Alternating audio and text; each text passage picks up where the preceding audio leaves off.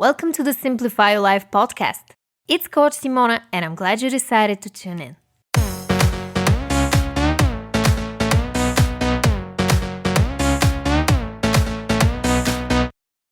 Hey everyone!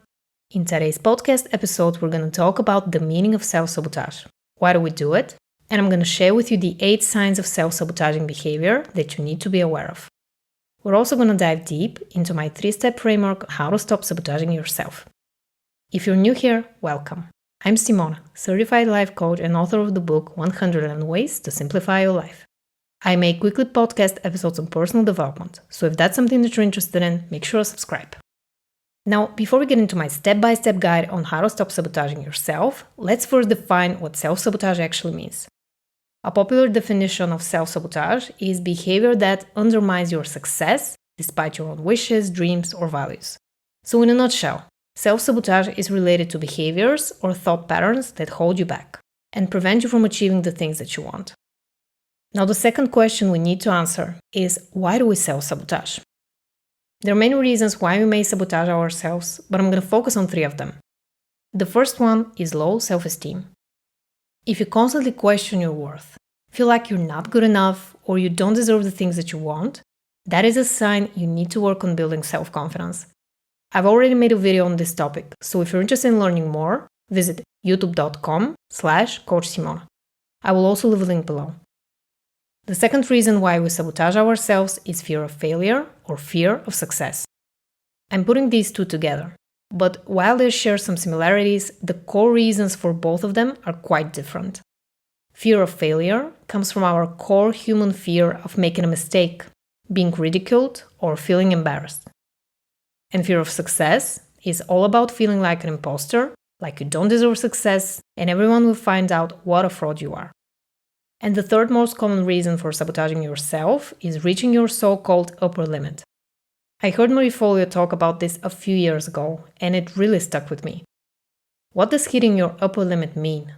When we're just about to achieve massive success, happiness, or wealth, we sabotage ourselves by getting sick, doing something reckless, or using distractions to avoid going to the next level. Every time we're about to do something big or scary, our minds get into panic mode because they want to keep us safe.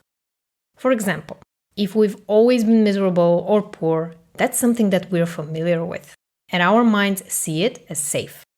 When you think about it, your mind's job is to keep you alive by protecting you from potential threats. Success, wealth, happiness, love, they all can be scary if they're not something that you're used to. We may want all of these things, but the moment we're about to get them, they become way too real. And we start feeling that inner resistance and sabotage it all.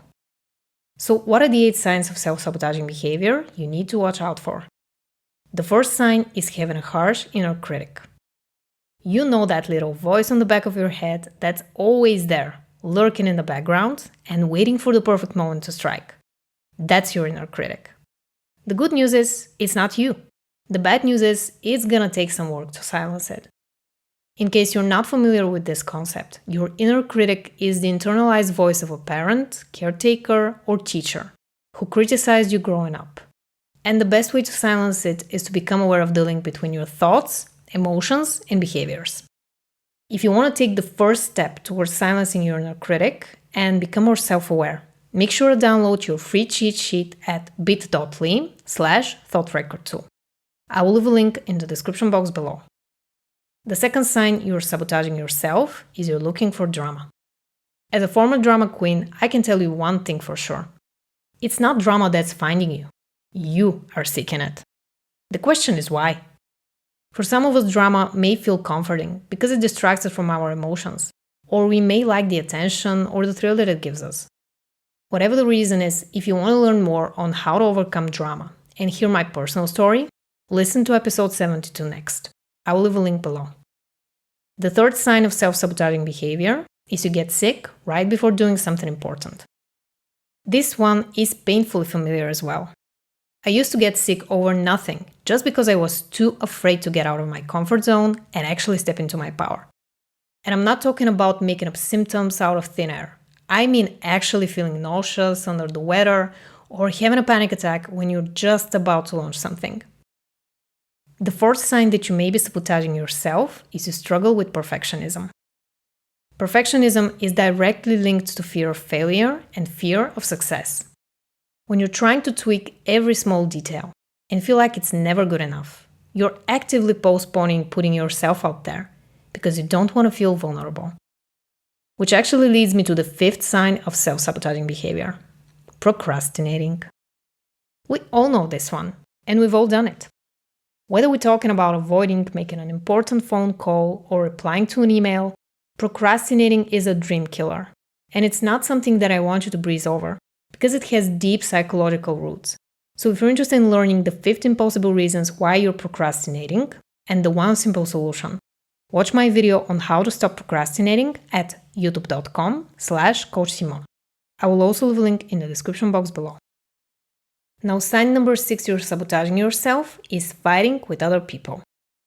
This one is closely related to sabotaging your relationships because you don't feel like you deserve love. If you're afraid of getting hurt, it makes a lot of sense to push people away, right? The problem is that by fighting with others, you're hurting yourself and the relationship you have by playing out fictitious scenarios in your mind that have nothing to do with reality. In my teenage years, I remember sabotaging my romantic relationships just because I was afraid of getting my heart broken. I couldn't trust the other person, so I got into constant fights to push them away and prove myself right. That was definitely not a healthy thing to do. And it actually brings me to the 7th sign you're sabotaging yourself. You're not making healthy choices. Whether we're talking about eating junk food, not getting enough sleep, or drinking too much, these are all habits that are keeping you stuck. We all know what's the healthy choice, so what's stopping us from actually making it? If you're interested in exploring this topic further, I recommend listening to episode 121 next. I will leave a link below. Now, before I share with you the exact steps you need to take to stop sabotaging yourself, let's see what the 8th sign of self-sabotaging behavior is. Living in la la land and not taking consistent action. Planning too much but executing too little can be a huge problem. If you spend most of your time fantasizing about success or searching for fleeting things such as inspiration or motivation, you're actually sabotaging yourself by wasting your time. The only way to create a life you won't need an escape from is to take action. Messy, bold, massive action. No one can beat the person who doesn't quit. You need to be consistent, execute mercilessly on your goals, and stop comparing yourself to others. And since I know that this is easier said than done, let's get into the 3 key steps you need to take to stop sabotaging yourself. Step number 1 is to observe your self-sabotaging thoughts without acting on them. In the beginning of this episode, I briefly mentioned the free cheat sheet that will help you become aware of the link between your thoughts, emotions, and behaviors. It's called the Automatic Thought Record tool.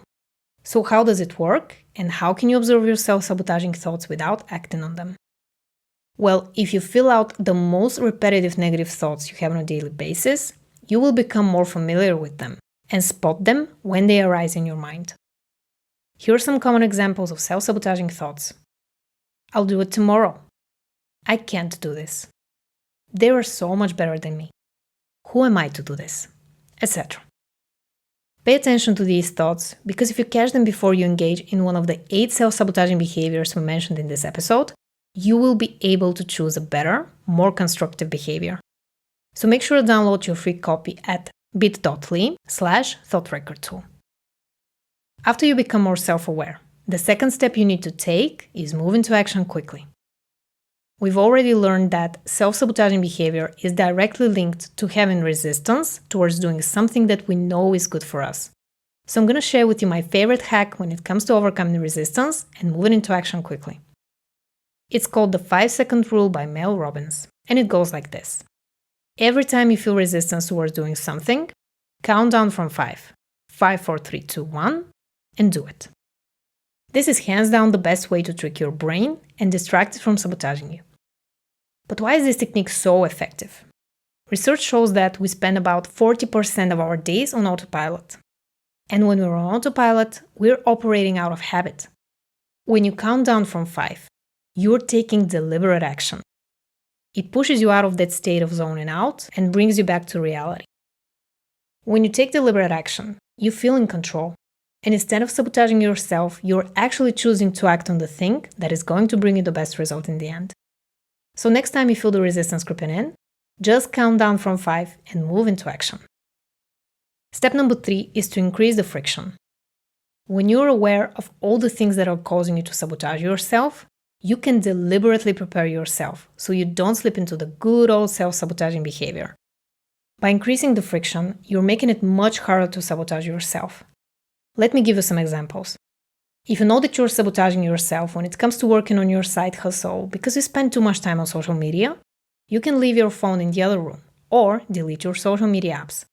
And if you're browsing on your desktop, you can install extensions that block your newsfeed or log out and not save your password, so it's harder for you to log in next time you want to distract yourself. Increasing the friction may also mean not keeping chips at home because you know that you'll have to get up and go to the store if you want some. Or putting your alarm clock at the other end of the room so you don't sleep in. And here is my bonus tip for you. Stop taking yourself too seriously. We often sabotage ourselves because we pay too much attention to our self-image, the way we're being perceived by others, and all the things that we want to portray. You want to hear the truth that your ego doesn't want to know about. You're not that important. I'm not that important. We're all part of something so much bigger. So there is no point in taking so much time over-planning, overthinking, and stressing out about every detail. We're sabotaging ourselves because we're scared. There is no need to be. Even if we fail, even if we don't achieve the things that we want, even if we let someone else take advantage of our vulnerability, we're still gonna be okay. You know why? Because we're already enough. So stop taking yourself too seriously. Have fun with what you're doing. And slowly but surely, sabotaging yourself will become a thing of the past. Thank you so much for listening. If you found this episode helpful, please like it. And subscribe to my channel if you don't want to miss out on my weekly podcast episodes. I'm sending you all my love, and I'll talk to you in the next one.